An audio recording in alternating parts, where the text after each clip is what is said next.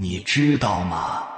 你上一辈子的福报换来了今生的八字。世间万物莫不在因果二字中，如道家所说，善恶有报，如影随形，因与果之间一一相应，丝毫不差。所以善恶必有报，但是后面还有一句话，就是不是不报，时候未到，等待因缘具足之时，果报即会现前。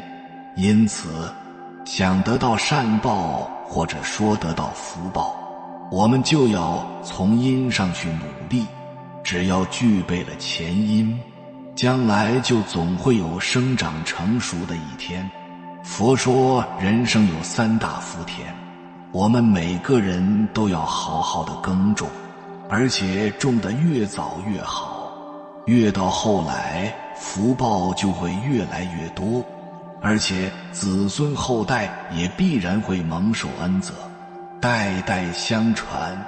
有福报，做什么行业都能赚钱，因为福报在的缘故。没有福报，钱也守不住，而且钱只能这辈子有，那福报呢，可以生生世世都可以用得到。真正的贫穷不是没钱，是没福报。灵妖有福报，在哪里都富贵。波斯匿王有个公主，名叫善光，长得很庄严漂亮，众人爱敬。王就很傲慢地说，你能得到大众欢喜是我的原因。善光公主说，是我的福德因缘，不是因为父王的原因。波斯匿王问了他3次，3次都这么回答，王就很生气，把她嫁给一个贫穷的人，并说，看是因为你的自利，还是父王我的原因。嫁给穷人后，夫妻2人努力地做事，不久又发财了，2人就变得很富贵。波斯匿王很惊讶，就问佛，佛说，善光公主在过去迦叶佛时，很喜欢用饮食来供养僧众，她丈夫阻止她，她说，我已经发心，不要让我退心。她丈夫就同意了，因为善光公主过去供养的因缘，这辈子很富有，而丈夫因为阻止她的因缘，就变得贫穷。但后来丈夫同意了，遇到了善光公主，才得到了富贵。人有福报，自然会感召到富贵家庭，而且嫁给穷人，都会把穷人给望成富人。这就是福报的重要性。外在的钱财别人可能会抢走，但福报不会被抢走。02智慧加福报决定成就的大小。很多人做什么都赚钱，那些赚到钱的人，都是本来有自己福报，再加上开放的因缘，就赚到钱了。如果自己没有福报，怎么努力，赚来的钱也是小钱。有的人做什么都赚钱，有的人做什么都只能养活自己，这就是福报问题。一个人的成就，靠的是智慧加福报。做生意、做企业靠的是福报，智慧是第2个。古代的范蠡，他每次去经商发财了，把财布施给穷人，又白手起家，又发财了，连续3次都是如此。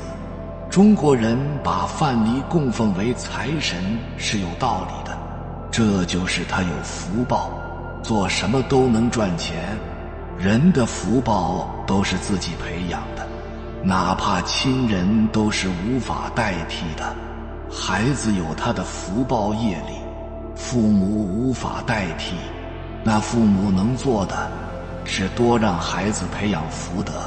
古人讲留钱给子孙，子孙如果能发达，不需要留；子孙不能发达，留了钱也会败坏，所以不如留下阴德给子孙。03，存福报比存钱更重要。现在人喜欢存钱，其实正确讲法，大家更要去存福报。那福报存在哪里？存在三宝是最好的，多多布施给三宝，给修行人，给贫苦的人，给最需要的地方。因为钱是个人努力培福的结果，布施出去，少的是有形的财富，多的是无形的福报。无形的福报可以带给生生世世。福报来自于哪里？来自于给予。福报就是从福田中诞生的。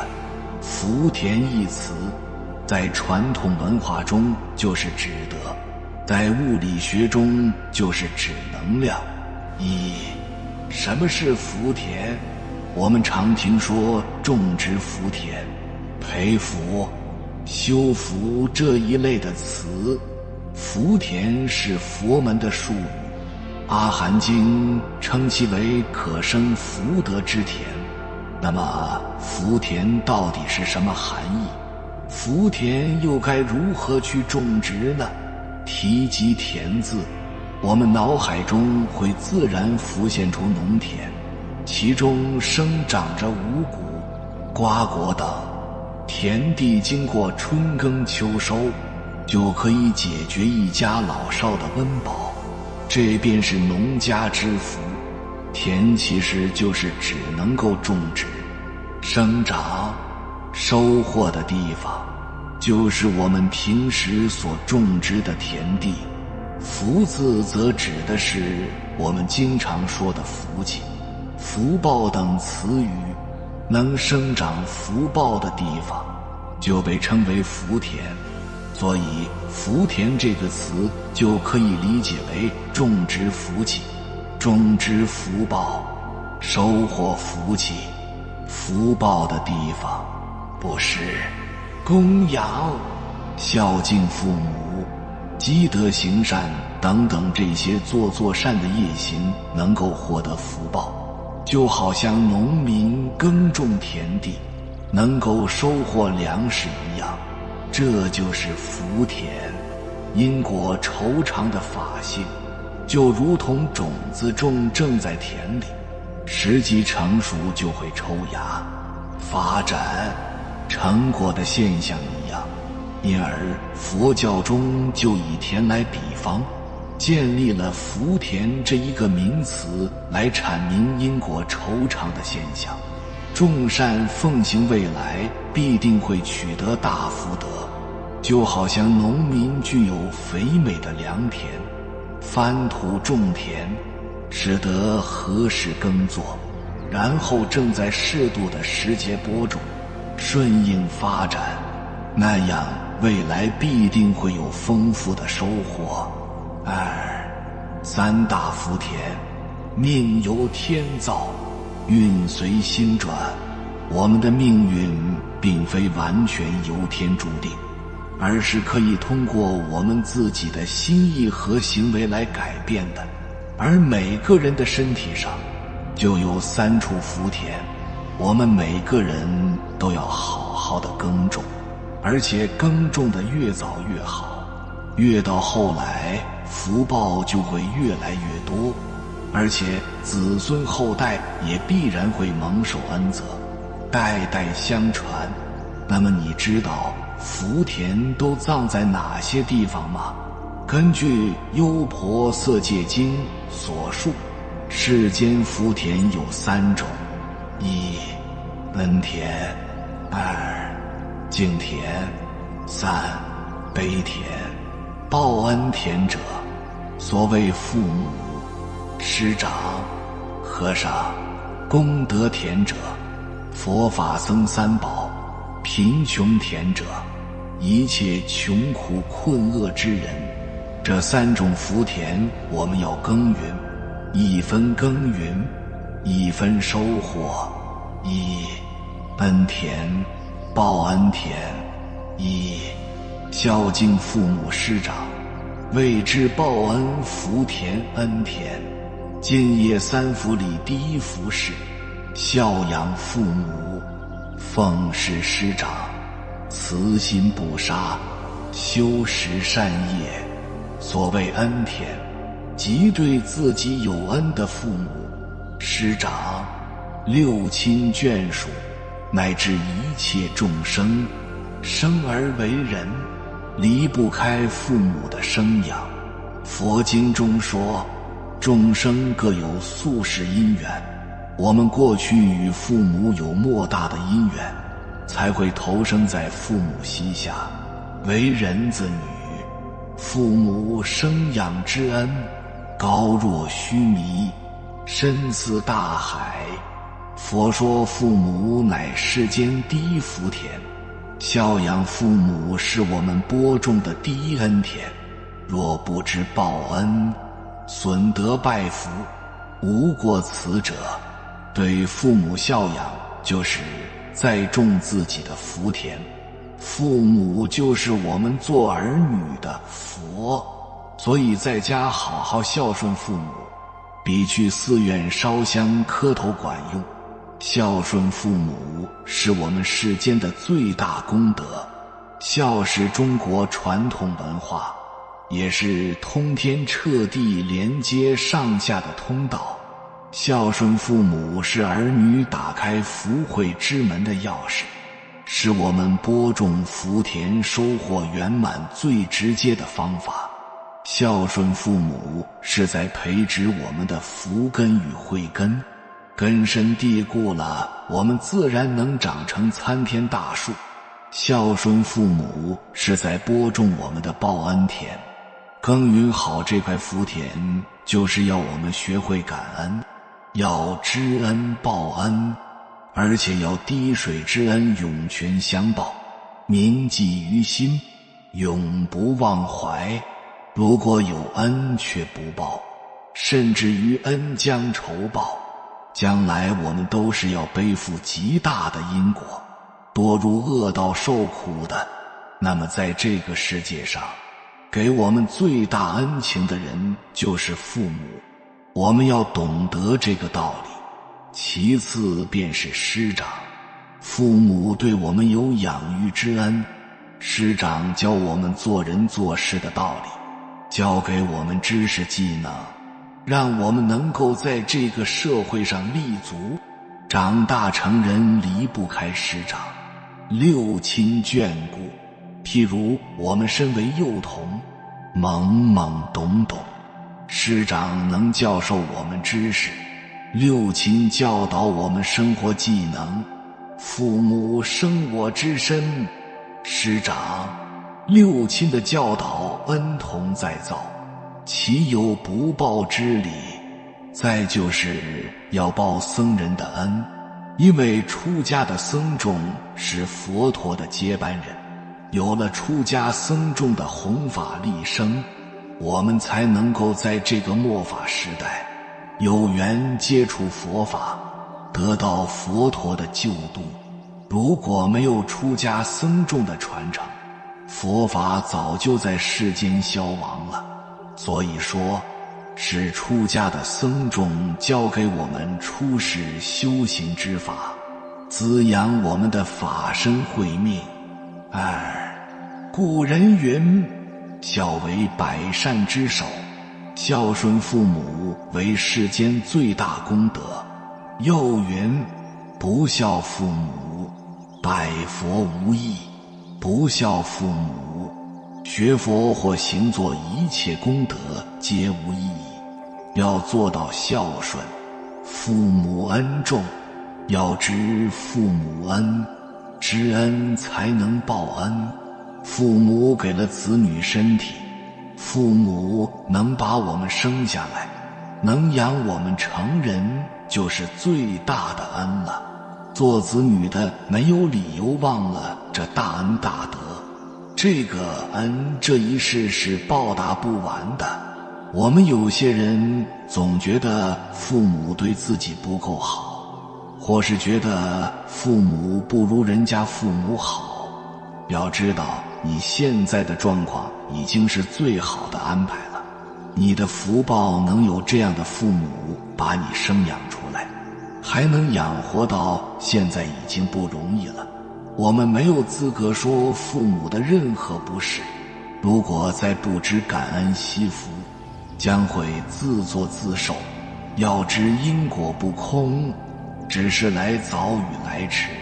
我们现在的状况其实都是我们自己前世与今生福报的结果，我们没有必要不满，因为都是我们自己造作的因果。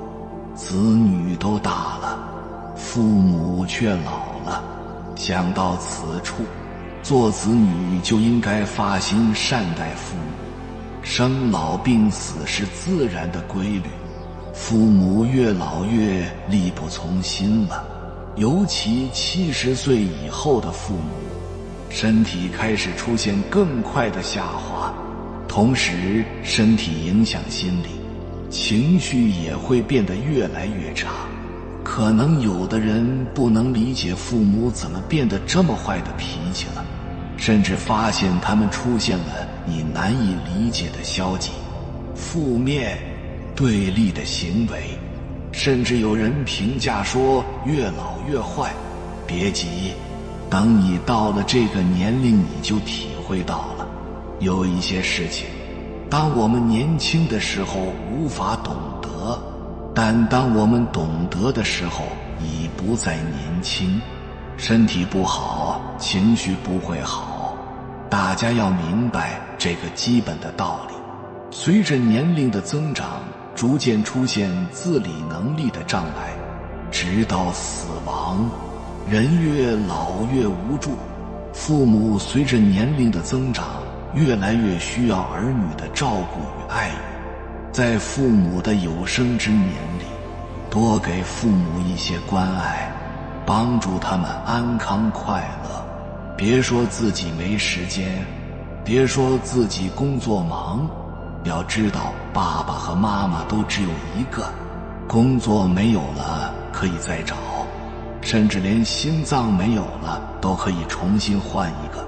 但是父母没有了，就再也找不到了。有的父母身体不好，没人照顾，很可怜。世上有些东西可以弥补，有些东西无法再弥补。多给父母一份关注，及时给他们检查身体，经常打电话联系，多观察。他们多半不会主动说自己不舒服，反而会掩盖，不想让你看出来，不想给你添麻烦。请好好对自己的父母，不要做会让自己后悔的事，不要等到他们不在了才懂得珍惜。善待父母，如果有一天生你养你的2个人都走了，那么我们也就不会有遗憾了。因为在父母在世的时候，自己已做了该做的。3. 如何孝顺父母。1. 帮助父母今生好。所谓今生好，主要是身心安康，物质生活与精神生活好。2. 帮助父母来生好。3.1帮助父母今生好。为人子女应当常常想到父母养育我时的种种不易。如今父母老了，我们尽可能让父母安享晚年，多陪伴在父母的身旁，让父母常常喜乐。观察自己的父母心中所想所念的事情，父母如果欢喜衣服或需要物件、口头食物等作为子女的，应尽量奉给。父母若乐善好施，我们要顺遂了父母的心意，欢喜一同做善行。所谓孝顺，就是顺与孝，一家人应以和为贵，互相照顾关怀，不要抱怨，尤其不要抱怨父母。子不言父母之过，侍奉双亲，不能你推我，我推你，谁也不养父母的老。或者成人有了自己的小家庭，就忘了应好好孝顺父母，只对自家妻儿好。如果这样让父母为之操心动气，就是大大的不孝了。我们应该把佛陀的智慧回报给今生今世的父母，乃至生生世世的父母。我们回报父母，既要有物质层面，也要重视精神层面；既要有世俗生活的层面，也要有信仰追求的层面，这样才能全面地回报父母。3.2 帮助父母来生好，引导父母念佛。信佛学佛，信佛的朋友都知道人是有轮回的，有6道的轮回。我们投胎来到人间最重要的2件事：一了生死；2帮助有缘众生的生死。生命的意义在于觉醒，如果你没有觉醒，你所拥有的名利等一切都没有任何意义。如果你的意识整天围着物质，围着5欲6尘走不出来，如何觉醒？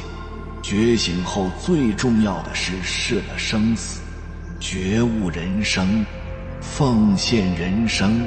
人身难得，佛法难闻，这一世的肉身寿命是短暂的，需要加紧修行，早日觉醒，要尽快唤醒更多的有缘众生，唤醒他们的生死。这一世最重要的人就是自己的父母了，因缘让你投入在这个家庭，就是说明这一世最重要的人就是你的父母，没有其他的人要排在父母的后面，这是自然的法则。能引导父母长辈能念佛、信佛、学佛是我们的孝，也是我们的福。生老病死是这个世界的自然规律，父母长辈随着年龄的增长，也总有老死的一天。肉身虽死，灵魂不死。肉身灭后，习气、业力跟着阿赖耶识决定下一世的去向。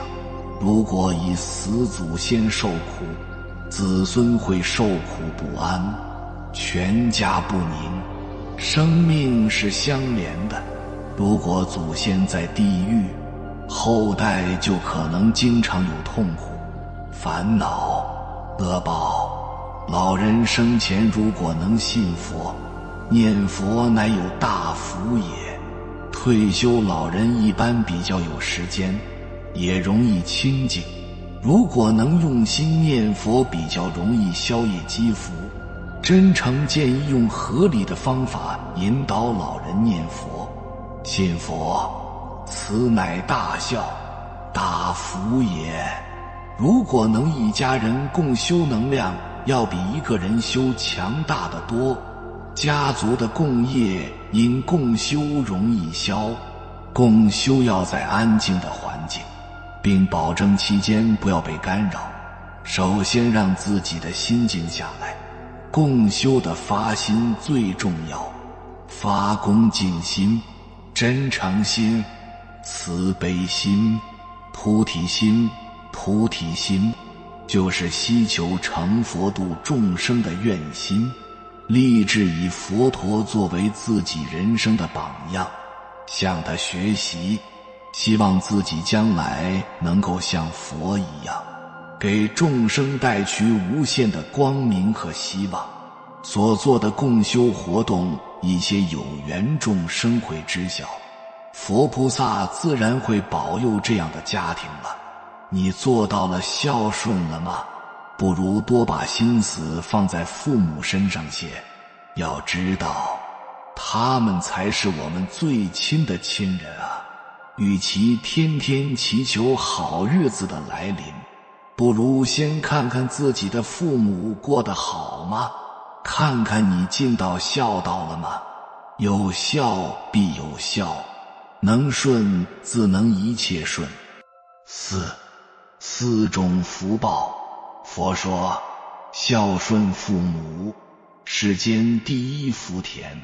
若能孝顺父母师长，礼敬三宝贤人，不必四处祈求，则可得四种福报。一者颜色端正，二者气力丰强，三者安稳无病，四者健康长寿，不逢灾难。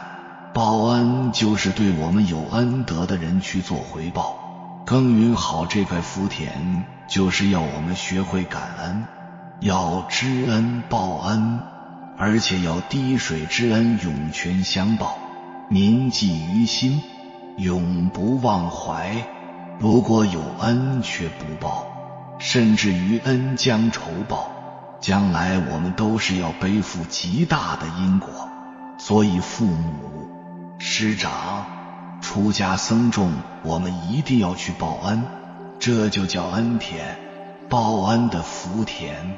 这个恩我们也一定要去报。敬田、功德田。一、恭敬供养佛、法、僧三宝，谓之功德福田敬田。对于佛法僧三宝的恭敬，就能够获得很大的功德与福报，这也就是功德田。功德田是佛教的无上佛田，是最好的福田。功德田不是说我们供养的越多，功德和福报就越大，其最重要的是我们对于佛法僧的恭敬之心。如果能够升起恭敬之心去供养佛法僧三宝，哪怕只有1分钱、1毛钱，亦或是只能够做些力所能及的事情，其功德和福报都是无限大的。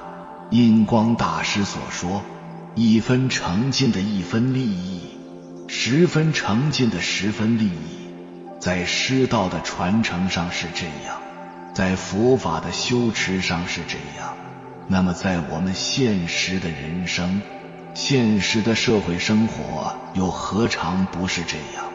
佛乃出世间的圣人，苦海慈航，度化有缘众生。佛陀住世时，世人以饮食汤药供养佛，就是耕种出世间的无上福田。佛陀入灭后，若我们能够依教奉行，诸恶莫作，众善奉行，也是在供养佛。佛经中有言，诸供养中，法供养最为第一。因此如法地学佛修行，就是在耕种功德田。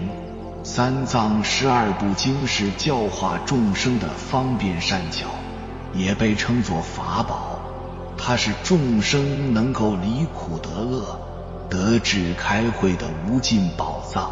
我们希求正法久住，离不开僧宝的住持。贤圣僧慈悲摄度众生，更能给予众生以安乐。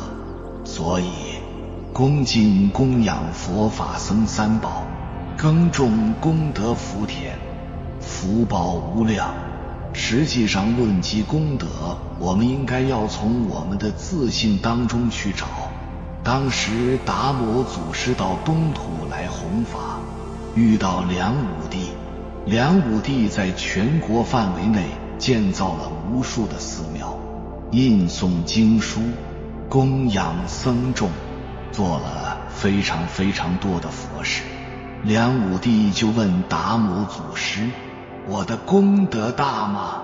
而达摩祖师却说：无有功德，因为所有的这些供养，从究竟的层面来说，其实并不属于功德，而属于福德。功德要从自信中去寻找，要开启自信中的智慧，找到自我的本心，这个功德田才能得以真正的开发出来。而通过供养三宝、恭敬三宝等，这些都还只是外在的形式层面。当然，我们可以通过这种外在形式去不断的启迪，开启自己的自信光明。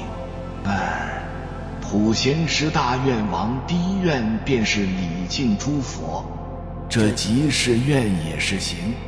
普贤菩萨用实际行动告诉我们，佛法修行的第一件事，要在敬田里播下礼敬的种子。普贤菩萨的礼敬诸佛，那么诸佛是谁？是过去佛、现在佛、未来佛。未来佛就是一切众生，所以普贤菩萨的礼敬范围是一切众生，而且要落实在行上，落实在我们生活中，落实在待人接物上。普贤行是用真诚心、清净心、平等心，没有高下尊比之分，没有至于凡圣之别，看佛与众生是一律平等，一味恭敬。这与儒家思想如出一辙，儒家对礼的要求与教导也十分详实具体，如孔子的敬鬼神而远之，对鬼神也有礼敬，但不与之同流。善财童子53餐，有恶人有善人，而善财童子无论善人恶人都礼敬，对善人虚心学习善法，对恶人反省自己身上有没有恶人的毛病，有则改之，无则远离，都是你的老师，所以都要礼敬。我们在佛门里奉献是不一样的，连佛陀都说，在三宝地扫一扫帚的功德，超过把整个南阎浮提世界扫干净。在世间扫地，或许可以修得福德，而以三宝为恭敬供养的对境，这一扫帚积的是功德，福德可以兑现轮回的果报，比如下一世长得白净光亮等。而功德感召的是解脱，是无漏。我们要于佛法中去不断地做功德，积功累德。对于佛法僧这三宝，我们要随力随缘的供养，去布施供养，去恭敬他们。敬人者，人恒敬之。我们对别人尊敬，别人对我们就尊敬。一分恭敬得一分利益，10分恭敬的10分利益。唯有做到恭敬，才能获得无量殊胜的功德。3. 悲田，贫穷田，布施财物医药给所需者，谓之济贫福田、悲田。施田，布施是舍离，舍离你拥有的东西，舍离这个世界的所有相。贫穷福田也被称为悲田，顾名思义就是指缺少福报正在遭受苦难的众生，去布施贫穷，给世间缺少福报的人和需要救助的一切众生送去温暖、财物、智慧以及慈悲喜舍，都是在播种贫穷田。财富就是一个人的福报，一个人想要有福气，一个人想要现在有财，就要看你以前或者前世有没有种下这个发财的因，因为有因才有果，所以佛法界讲要在自己心中种上一块福田，就是有福气的田。如果你没有种下这个福田的种子，不管你给土地浇水、施肥，还是给它阳光，因为没有种子，土地是不会长出果实的。经常有人问，为什么有些人一生很幸运，财源滚滚？要知道，这些幸运有福报的人，是因为他前世种了布施的因，所以今世他就会得到布施的果，因为福报的果是从布施的因得到的。金刚经中有言，一切圣贤皆以无为法而有差别，心佛及众生三者等无差别，但是世间贫苦之人，自身善根浅薄，过去少修善法，因而得报苦果。所谓悲，即救拔苦难之意。贫穷之人需要摆脱困顿，获得安乐，但自身业障难以清除，这时就需要我们发心救拔。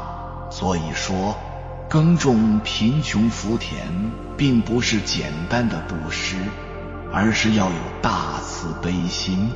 假如没有慈悲心，即便捐献再多钱财，严格来说也只是行善。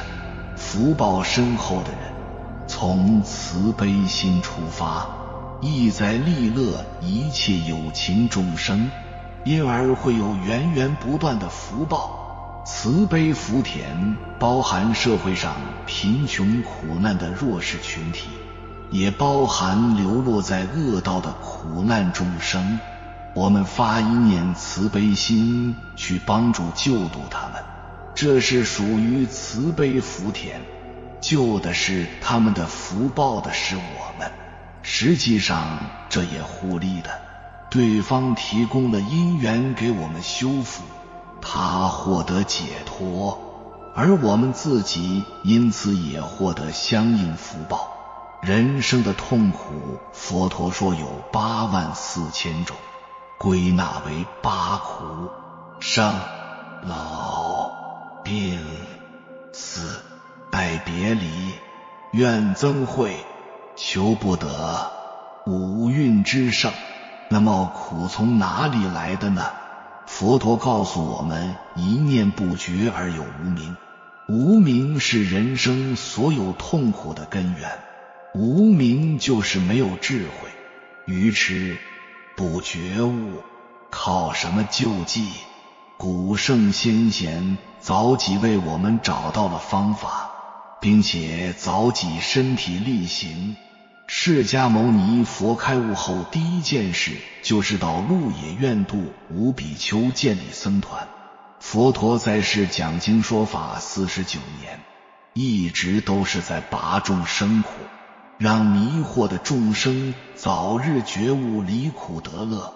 佛陀所经营的悲田，受益的众生无量无边，这悲田的种植经营收获，将有无数众生受到佛法甘露的滋润而觉悟生死，了却了无量劫来六道里的痛苦轮回。我们应效法佛陀，紧随佛陀觉悟的脚步，成就自己的同时，也为自己拓展出一片慈悲的良田，像观世音那样无缘大慈同体大悲，拔众生苦度十方有缘众生。人和人之间的差距是很大的，同样都是人，福报却相差甚大。有的人一年轻松赚几亿、几十亿、上百亿，有的却连最基本的生活、衣食住行都不能够满足。所以面对这些社会中最底层的贫苦大众，我们应该从内心深处升起慈慈悲怜悯之心，要随力地帮助他们解决贫穷困苦，让他们获得快乐，安住身心。因此对于这块贫穷田也要好好的耕耘。地藏经就明确开示，若遇罪下贫穷，乃至龙残阴哑，龙痴无目，如是种种不完具者，是大国王等欲布施时，若能具大慈悲，下心含笑，亲手便布施，或使人施，软言未喻，使国王等所获福利，如布施百恒和杀佛功德之力，布施救济罪下贫穷与病苦者，所获得的功德犹如布施百恒和杀佛的功德一样大。慈悲普天下的劳苦大众，他们需要快乐，可没有快乐；他们想摆脱贫困痛苦，可没能力摆脱。如果我们从慈悲心出发，帮助他们获得快乐，解决贫困痛苦，就是在耕耘贫穷田，也叫悲田。提及佛教，尤其提及诸佛菩萨名号，我们都会很自然地联想到慈悲一词。菩萨们都有一颗大慈大悲之心，所谓无缘大慈，同体大悲，没有任何因缘关系，却能对对方的痛苦感同身受，不由自主地想要去帮助他人，让他人得到利益，身心安稳。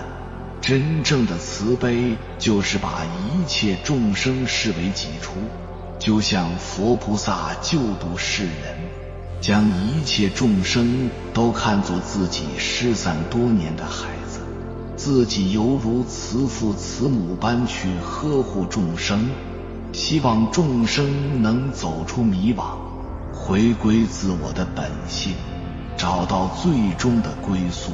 我们学佛修行，就要学习佛菩萨的慈悲，懂得慈悲喜舍，好好耕种自己的悲田。三，诸事要顺利，需要有福报，而常耕福田，才能积累福报。一，余荫，祖上的余荫，积善之家必有余庆，要积累无形财产。享福就是消福，受苦就是了苦。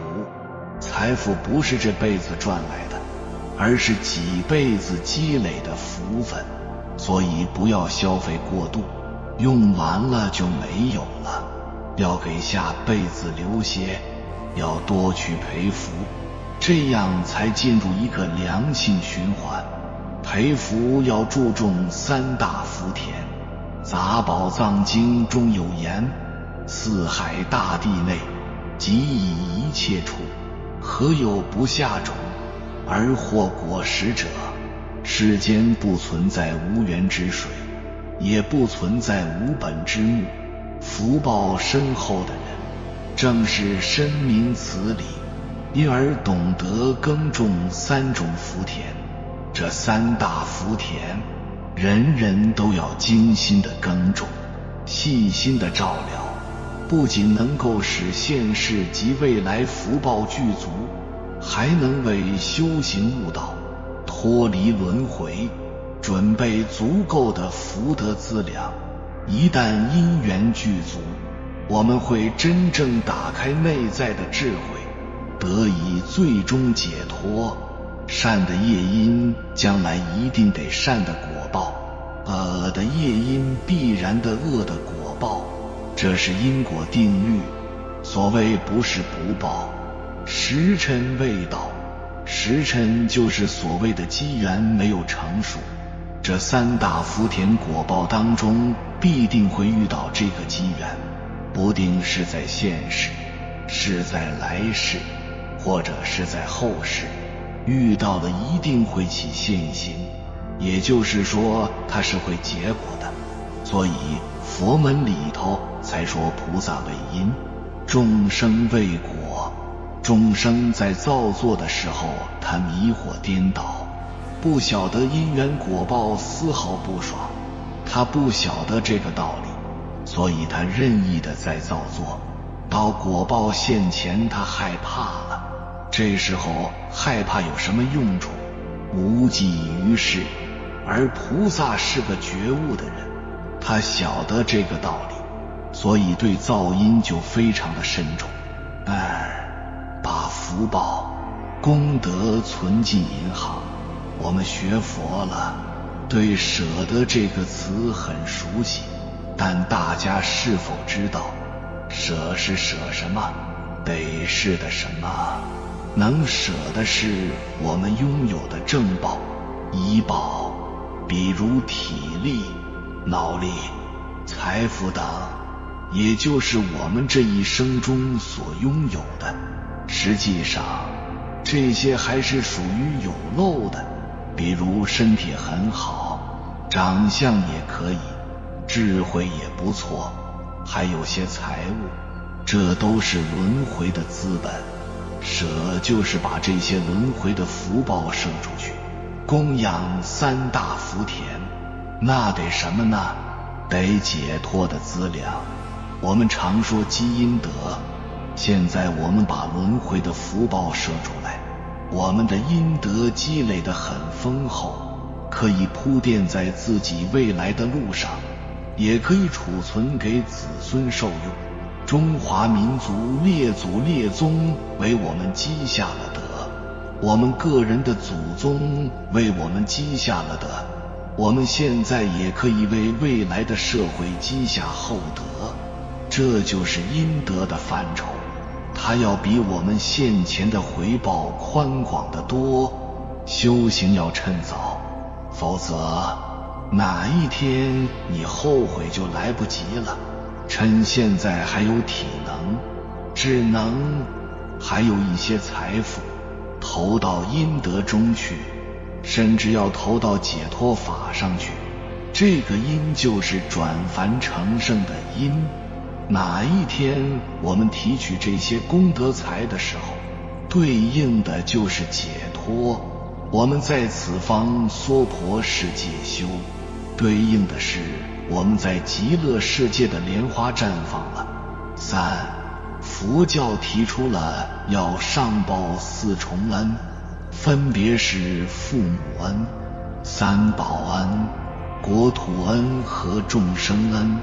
父母生养我们，恩重如山，有了三宝的加持，才使得众生的受福报，有机会的闻佛法，在菩提路上逐渐成长，脱离六道轮回之苦。对于一切众生，因为因缘和合，都与我们有恩。我们生活在安宁和谐的社会中，我们要感恩这份恩情，要对他们回报，要反省自己都做到了哪些。孔孟学说是我们本土最本质的文化，而本质文化教育的精华就是德行的教育，把德行教育放在了第一位，教你做人之道，懂得如何做人，教你做好人，做善人，做贤人，做圣人。这德行的累积，便是我们经营人生恩田、敬田、悲田三大田地最有力的支撑。所以我们要积厚德，厚德载物，只有厚德才能承载我们人生福田里生出的丰收的硕果。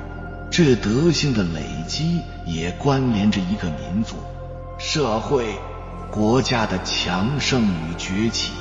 以上三大福田，其实也将所有的善行都包括进去了。世人如能及早觉悟，力行不懈，久而久之，因共同的善业力行所感，人有善愿，天必从之，自然会感得风调雨顺，国泰民安。人人富足，民富国强，互相利乐，天下自然太平，共享世界和乐之福报也。有缘人，感谢你看到最后。如果今天的影片对你有所帮助，请按个赞给我响应，回复一句广结善缘，广种福田，愿你善果累累，获无量福报。还没有订阅频道的，请点击右侧的订阅按钮，与我们建立更深的连接，随缘加入会员，与同频之人共修福报，随喜转发，传播善知识，功德无量。